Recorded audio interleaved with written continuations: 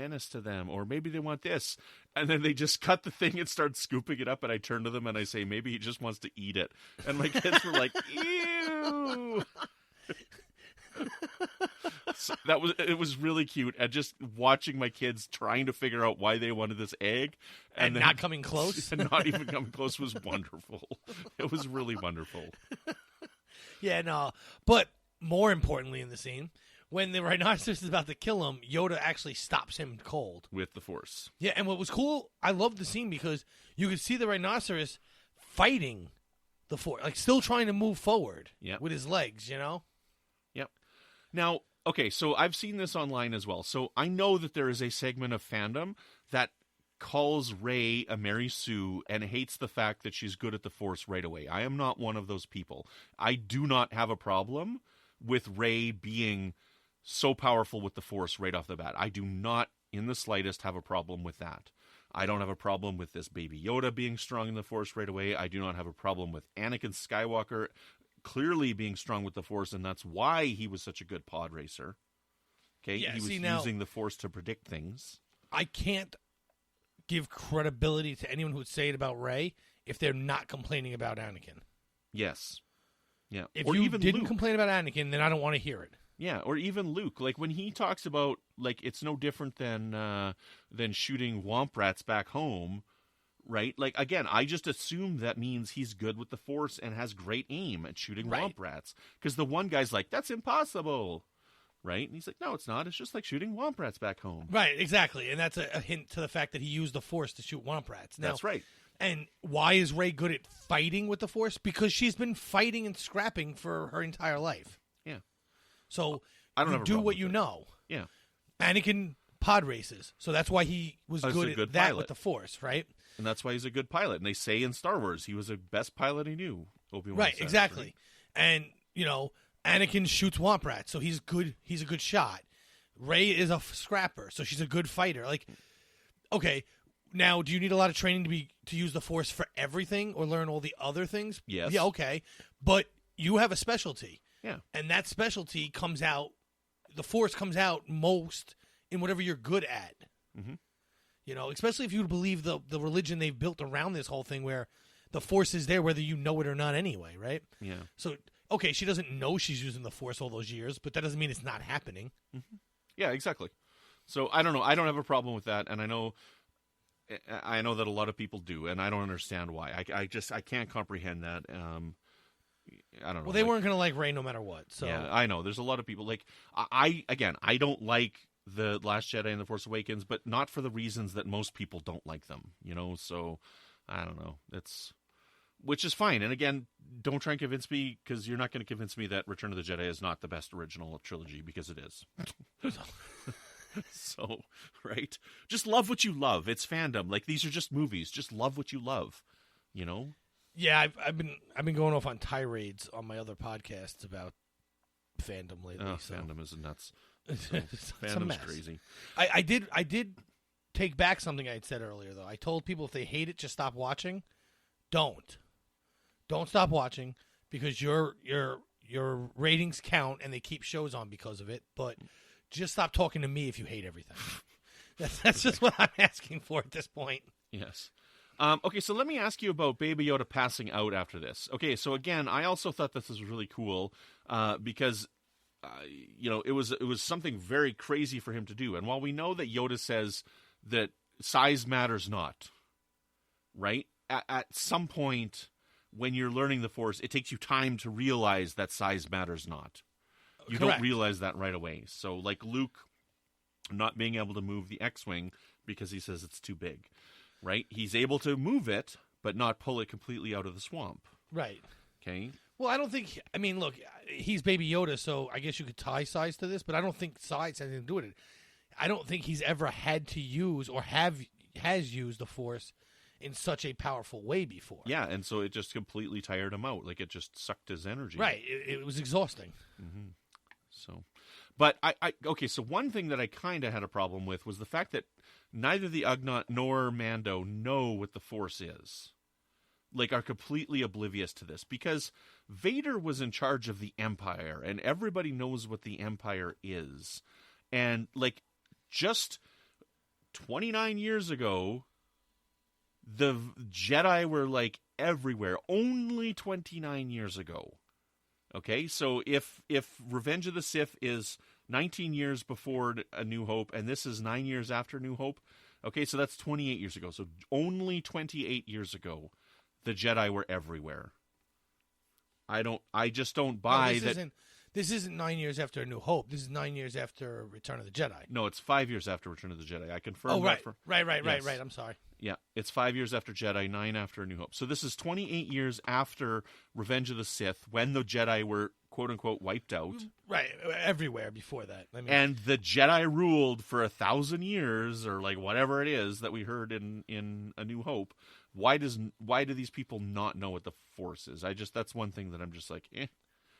Okay, so I didn't even realize that, but you're right. Even Han Solo calling it a hokey religion, and like I realize that this is because the episode 4 was written first, and they didn't quite have everything figured out. But Han calling it a hokey religion, and though that one admiral or whatever he was on the Death Star telling Vader that he doesn't like his ancient religion or whatever, you know, like this was just around just a few years ago. Like, yeah.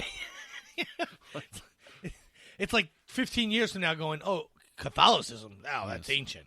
Like climate deniers, these guys are Jedi deniers. Yeah, well, maybe they are. Yeah. Also, I mean, we are talking about like the far reaches of the galaxy, which they kind of hint to throughout Star Wars, that they kind of don't know what's going on in the rest of the galaxy. Mm-hmm. I know I'm reaching really far here for an answer, so I don't really buy even what I'm saying, but it could be a possibility that the far reaches of the galaxy wouldn't have known as much because they didn't deal with as much. Because remember, this is so now the Republic. This is the point in Star Wars lore history where the Republic doesn't really have a grasp on much of the old galactic empire, right? And yeah, they definitely have no hazy. Influence. What? So I'm kind of hazy on this timeline and who's well, this in is charge before of the what. First Order. Yes. This is before the First Order. However, I did read we are going to see things about the First Order and how they come to be. So in the Mandalorian? Yeah. Oh, that's too bad. It's gonna give you like the nothing leading into the movies, but like the first offshoots, I guess, that become, because look, we kind of already had one, right? We already saw stormtroopers, and they're obviously gonna somehow influence the First Order, right? Because they look so similar. Mm-hmm. So if it's just influences and stuff, that's cool. But I know the Republic, right, whatever they call themselves, once the Resistance takes back the Empire, they don't have a grasp on the outer reaches of the galaxy. And it's always been kind of left to the idea that nobody ever really had a grasp out there. Okay. You know, so. Interesting. Yeah. Like, even the Empire didn't have a total control. That's how Luke was able, you know. Mm-hmm. These are not the droids you're looking for. No, not Tatooine. Yeah. Yeah, no, this was, I don't know, like, I don't know that there's much else that we can talk about for these 2 episodes. Like, these 2 episodes were fantastic. Like, this was an amazing start to the show. I love the music. I think the music is fantastic. The Mandalorians thing, that dum dum dum dum dum dum dum ding, and that wooden woodwind instrument that they're using. I don't know if it's a Daduke. I don't think it is, but whatever it is fantastic. The visuals are just stunning.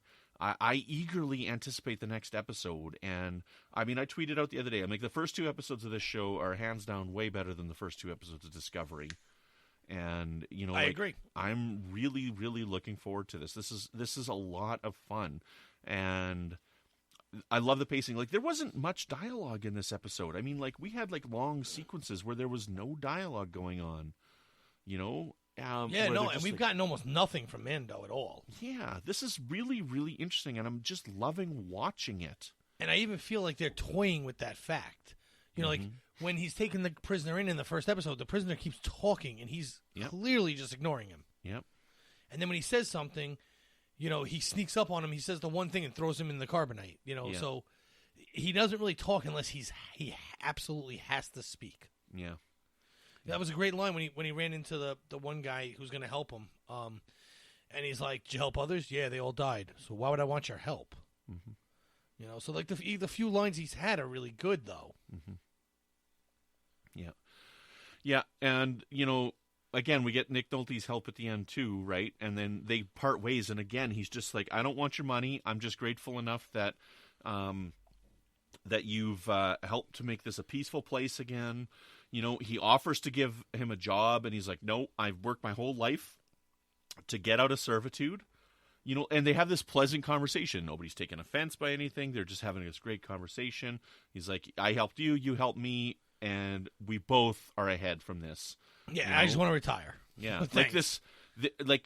We don't know much about Boba Fett from what we've seen in the show, but everybody just assumes he's like the bad guy and whatnot because he's trying to capture Han Solo and stuff. But I mean, like this character here, he's just doing his job. He's just got a job. I'm a bounty hunter. That's my job.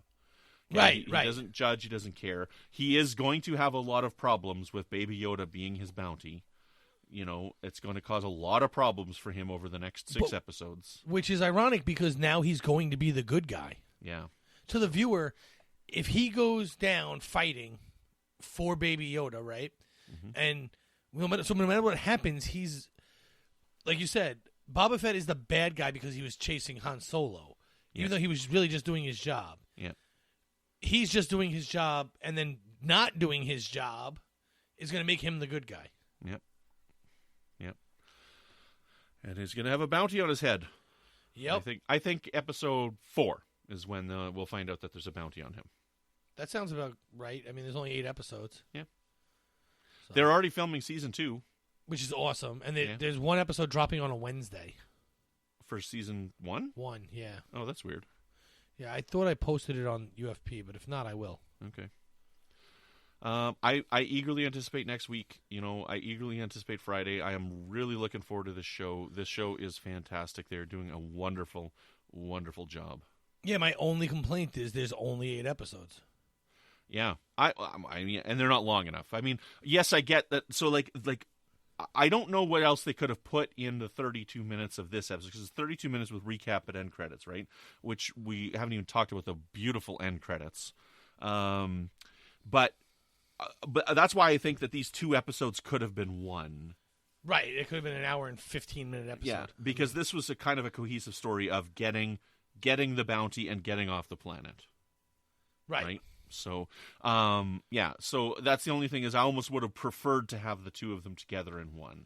Yeah, like I said earlier, the only thing is I liked, call me crazy because a lot of people just want to binge watch. You're crazy. Thank you. I like the old way of watching television where an episode ends and you got to wait. Me too. I do like waiting a week. I really do because it lets you process. You can watch it again. Right. You could talk about it. You can't have podcasts based on a show that drops 20 episodes in one night because not this kind of podcast anyway. What shows are you watching that drop 20 episodes in one night? Nobody makes 20 episodes anymore. 7. Fine. But they drop them all in one night. So I don't like that. And so I enjoy this. And I like the fact that, and I think this is the only reason why they did it this way, is because of the revelation that it's a Baby Yoda. They wanted people talking for a week. Look, the fact that they dropped a Baby Yoda at the very end of episode 1 turned Mandalorian from a show that people were eagerly awaiting to must-see television. I think so, yeah. That was a really interesting twist. Yeah, and if you were like, I'll catch it when I catch it, once someone said to you, you got to watch it, there's a Baby Yoda, you were like, what? Yes. Yeah. And then they got mad when they did watch it because there's only Baby Yoda for like 2 seconds. Yeah. In the first episode. But then Friday came pretty quickly because they waited till Thursday, so they got to see a whole episode of Baby Yoda. Mm-hmm. Yeah. Which is really like a sitcom episode. My kids love Baby Yoda. So does mine. So they're like, he's so cute. That Aubrey told me like 10 times when we were watching the episode, I can't get over how cute Baby Yoda is. And I'm like, awesome. I know. You've told me 9 times. I get it. He's cute. He's really cute. Or she. Yes. But all right, would you like to talk about how beautiful the end credits are? Oh yes, I love the end credits, and they have the like drawings of things that we saw in the episode. But that's all I have to say about it. Yeah, no, it's pretty cool. I like Star Trek kind of did that with they'd have things in the beginning of the episode. Sometimes the drawings would change to match things that were in the season or whatever. But I like this one because it's actual drawings of something you just saw. Yeah. I really like that little twist that it's things that you've actually just seen. It's not like a standard set of just drawings you're going to see every week. Mm-hmm. That there's actually something to look forward to Like, oh,